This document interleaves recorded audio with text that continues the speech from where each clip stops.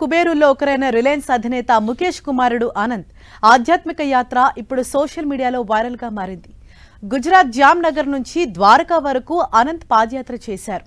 శ్రీరామనవమి సందర్భంగా శ్రీకృష్ణుడికి కుటుంబంతో కలిసి ప్రత్యేక పూజలు చేశారు. ఏప్రిల్ 10న పుట్టినరోజు వేడుకల్ని కూడా ద్వారకలోనే celebrate చేసుకోనుంది Anant family.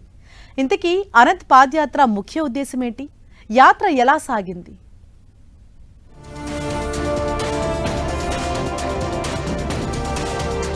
Reliance industries అధినేత ముఖేష్ అంబానీ చిన్న కుమారుడు అనంత్ అంబానీ ఆధ్యాత్మిక పాదయాత్ర ముగిసింది.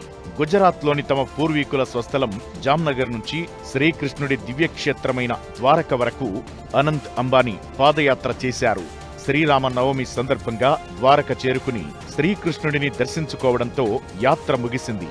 ద్వారకలో తల్లి నీతా అంబానీ, భార్య రాధికా మర్చెంట్తో కలిసి పూజలు నిర్వహించారు అనంత్.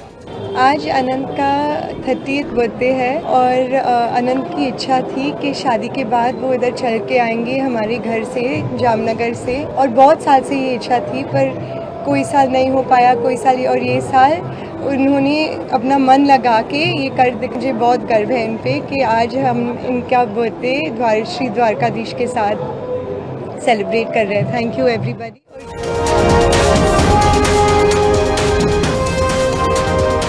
మార్చి 29న అనంత్ అంబానీ ద్వారకకు పాదయాత్ర ప్రారంభించారు.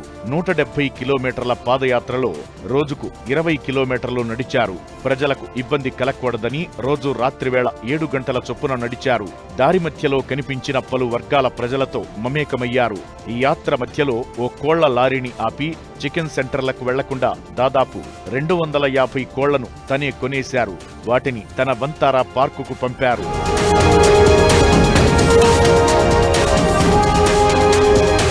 రోజంతా హోటల్లో బస, ప్రైవేట్ సెక్యూరిటీ మధ్య రాత్రికి పాదయాత్ర, ఇలా సాగింది అనంత్ ప్రయాణం. హనుమాన్ చాలీసా, సుందరకాండ, దేవీ స్తోత్రాలను వల్లెవేస్తూ అనంత్ అంబానీ ఆధ్యాత్మిక యాత్ర చేశారు. ఏప్రిల్ 10 అనంత్ పుట్టినరోజు. ద్వారకలోనే బర్త్డే సెలబ్రేషన్స్ చేసుకునేలా ఫ్యామిలీ ప్లాన్స్ చేశారు. పలు ఆరోగ్య సమస్యలున్న అనంత్ దృఢ సంకల్పంతో పాదయాత్రను పూర్తి చేయడంపై సోషల్ మీడియాలో ప్రశంసల వర్షం కురుస్తోంది.